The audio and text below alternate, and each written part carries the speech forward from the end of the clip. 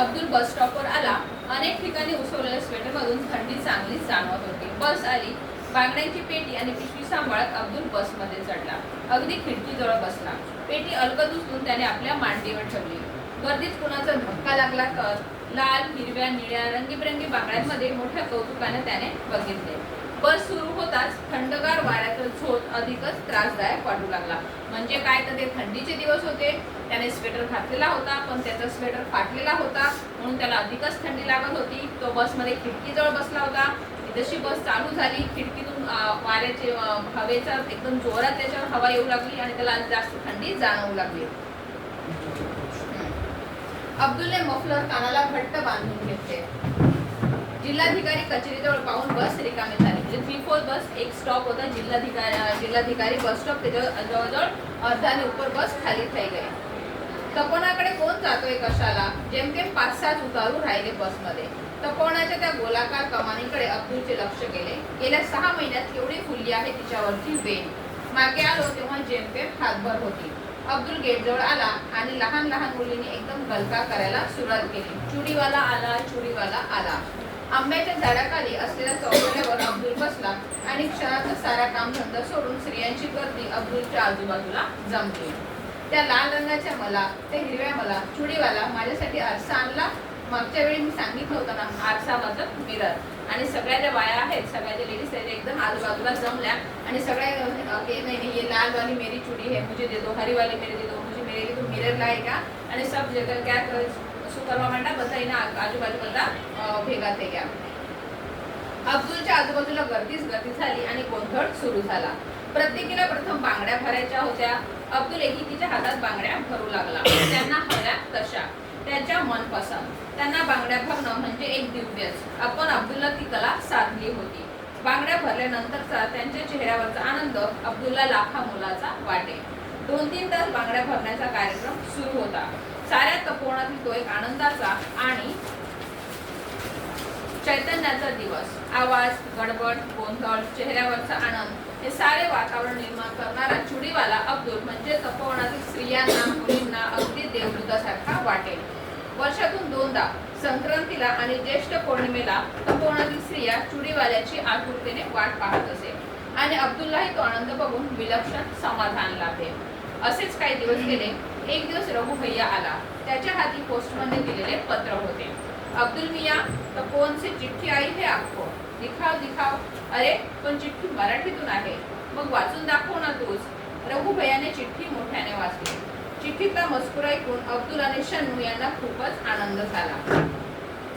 तपोवनात होणाऱ्या संमेलनाच्या प्रसंगी अब्दुलचा खास सत्कार होणार होता आणि त्यासाठी पत्र पाठवून दाजी साहेबांनी त्याला निमंत्रण दिले होते.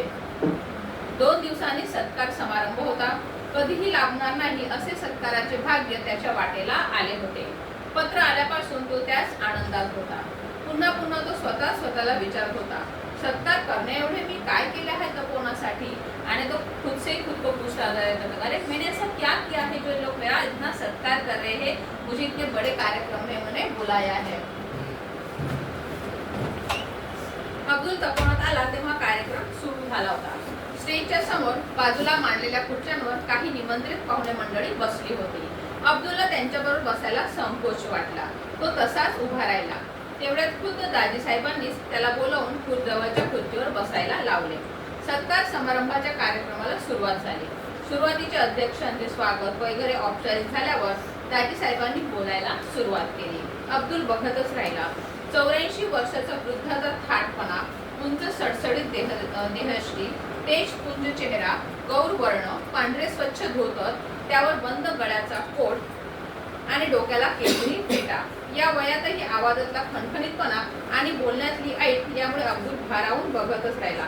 आणि दाजी साहेब बोलत होते. मतलब दाजी साहेब कितना वर्ष होता, 84 इयर्स ना होता. 84 वर्षाचे वृद्ध, पण इतका फिट आता नाही, म्हणजे व्यक्तिमत्व होतं ते खूपच काय होतं, इम्प्रेसिव्ह होतं. आणि दाजी साहेब बोलत होते, रामानं सेतुबंधन केलं, पण त्यासाठी अनेकांनी हातभार लावला. अगदी लहानशी खार मतलब स्पिरल, खारुताई. आणि इथे दाजी साहेबांनी त्यांचं भाषण सुरू केलं आणि भाषणात ते म्हणतात की अनेकांनी, रामानं काय केलं, सेतुबंधन मतलब रामाने पूल बांधला लंकेसाठी, पण त्यात अनेकांनी हातभार लावला, मतलब अनेक लोकांनी त्याला मदत केली. अगदी लहानशी खार स्पिरल, तुम्हाला स्टोरी खबर असेल स्पिरल एक ना, तर अगदी छोटीशी खार, पण तिनं सुद्धा आपल्या शक्तीप्रमाणे सेतू बंधनात मदत केली. तशीच मदत या तपोवनासाठी देणाऱ्या काही व्यक्ती आम्हाला सुदैवाने लाभल्या आहेत. संक्रांतीला आणि ज्येष्ठ पौर्णिमेला बांगड्या भरण्याचा प्रस्ताव जेव्हा समोर आला होता, तेव्हा अनेक बांगडीवाल्यांना भेटून इथं येण्याबद्दल मी विनंती केली, पण कुणीही माझ्या विनंतीचा स्वीकार केला नाही. अब्दुल मियांनी मात्र स्वतःहून इथं येण्याचं आश्वासन दिलं आणि दरवर्षी न चुकता अब्दुल मियां इथं येतात. येथील भगिनींच्या जीवनात आनंदाचा वर्षाव करतात. वर्षातले 2 दिवस तपोवनात अतिशय आनंदाचे आणि उत्साहाचे असतात. कुठल्याही मोबदल्याची अपेक्षा न करता अब्दुल मियां न बोलावता दरवर्षी येतात. तपोवनातील स्त्रिया, मुलीबाळी त्यांच्या येण्याकडे डोळे लावून बसलेल्या असतात. डोळे लावून बसले असतात मतलब त्यांची वाट बघत असतात, आतुरतेने त्यांची वाट बघत असतात. त्यांना फक्त या 2 दिवसच अब्दुल मियां तिथे येतात आणि त्यांना त्यांच्या मनपसंतीच्या, त्यांच्या आवडीच्या रंगबिरंगी बांगड्या त्या भरवतात. अब्दुल मियांचे समाजकार्य ही मानव सेवा खरोखर फार फार मोठी आहे, अनमोल आहे आणि म्हणूनच आज त्यांचा सत्कार करण्याचं ठरवलं आहे. तेव्हा त्या सत्काराचा स्वीकार अब्दुल मियांनी इथे येऊन करावा. अब्दुल स्टेजवर चढला. दाजी साहेबांनी फुलांचा गुच्छ आणि तपोवनातील लोकांनी तयार केलेली सुंदर फुलदाणी त्यांना दिली. टाळ्यांचा कडकडाट झाला. अब्दुल अतिशय भारावून गेला. त्याने चटकन दाजी साहेबांच्या पायांना स्पर्श केला. बराच उशीर झाला होता. अमरावतीहून आलेली निमंत्रित मंडळी मोटारीवर जाणार होती. दाजी साहेबांनी अब्दुलला त्यात बसवले. मोटार धावत होती. अब्दुल विचार करत होता, आज शन्नूला आणायला हवे होते. तिचा गुस्सा तरी कमी झाला असता. आकाशात अष्टमीचा चंद्र हसत होता. आकाश मेघरहित निळ्या नितळेने नटले होते. वातावरण अंतर्बाह्य प्रसन्न वाटत होते. अंबादेवीच्या चौकात मोटार थांबली. अब्दुल खाली उतरला, घरी आला. अब्दुल येताच शन्नू उठली. थाळीत चपाती आणि वांग्याची भाजी घेऊन तिने थाळी अब्दुल समोर ठेवली. अब्दुल एखाद्या अपराध्यासारखा मान खाली घालून जेवू लागला. तू नाही खाएगी? नाही, जी नहीं जाता खाने को. अनवर जेवला पण खिम्यासाठी हट्ट धरून बसला होता. अब्दुलच्या हातातला घास हातातच राहिला. एकाएकी जेवणावरची इच्छाच मरून गेली. तोंडात घास घोळू लागला. कितीदा सांगितलं की हा धंदा सोडून दुसरा धंदा सुरू करा. या धंद्यानं काय होतं म्हटलं, त्यांचं इतके पण त्यांचं पैसे गोळा होत नाही किंवा त्यांचं रोजचं जे आहे रोज 2 वेळाचं जेवण भरपेट मिळेल इतकं पण त्याचा धंदा होत नाहीये. म्हणून त्याची जी बायको आहे शन्नू, तिला ती नेहमी सांगते की दुसरा धंदा करा, दुसरा धंदा करा. या चुडीवाल्यामध्ये किंवा बांगडीवाल्याच्या धंद्यामध्ये काहीही पैसे मिळत नाही. शन्नूचे पुढचे बोलणे अब्दुलने ऐकलेच नाही. तो चटकन उठला, हात धुवून अनवरच्या शेजारी येऊन पडला. शन्नूचे बोलणे त्यातील शब्द त्याला पाठ होता. कितीतरी तेच ते बोलून झाले होते. नवीन धंदा, भांडवल नको, कुठून आणणार? आणि नवीन धंदा तरी सुरू करता असेल तर भांडवल मतलब पैसे चाहिए, उसको डालने के लिए पैसा लगाएंगे तो नया धंधा हो, मैं पैसे कहाँ से लाऊंगा? तो थोडासा जोराने पण शन्नूला ऐकायला जाईल अशा आवाजातच बोलला.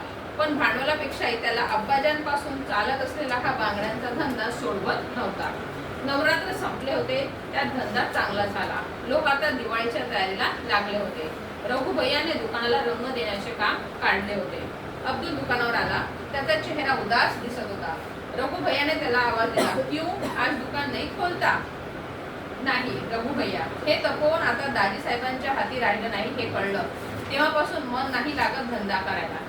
आता तपोवनाचं काय होईल रे रघु भैया?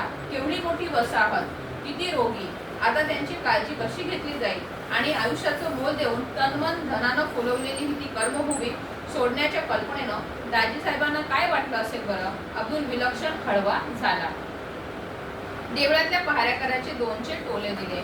शन्नू घोरत होती. अनवर गाढ झोपला होता. अब्दुल उठला, अगदी हलकेच. कोपऱ्यात बांगड्यांच्या पेटीवर ठेवलेल्या पिशवीतील एक वस्तू बाहेर काढू लागला. पावडरचा डबा, रुमाल, रिबिनी, पिना, सोनेरी बांगड्या, साध्या बांगड्या, नायलॉनच्या बांगड्या. संक्रांतीला हे सारे तपोवनात नेणार होता. तिथे चुडीवाला म्हणून स्त्रिया, मुलीबाळी धावत त्याच्याजवळ जमणार होत्या. काही काळ तरी सारे विसरून हसणार होत्या आणि त्यांचे हसू बघून अब्दुल मनोमन सुखवणार होता. पण आता सारे संपले होते. स्वतःसाठी सारे जगतात, पण दुसऱ्यासाठी जगण्यातला आनंद, त्या आनंदाचे सुख वर्षातून फक्त 2दाच अब्दुल अनुभवायचा. पण आता तेही मिळणार नव्हते. एखाद्या वस्त्राचा एकाएकी रंग उडून जावा तशी त्याची जीवनेच्छा एकाएकी उडून गेली होती. त्या साऱ्या वस्तूंकडे बघता बघता अब्दुलचे डोळे पाण्याने काठोकाठ भरून गेले. त्या तपोवनाचा परिसर विरघळत होता. हळूहळू रात्र उतरणीला लागली.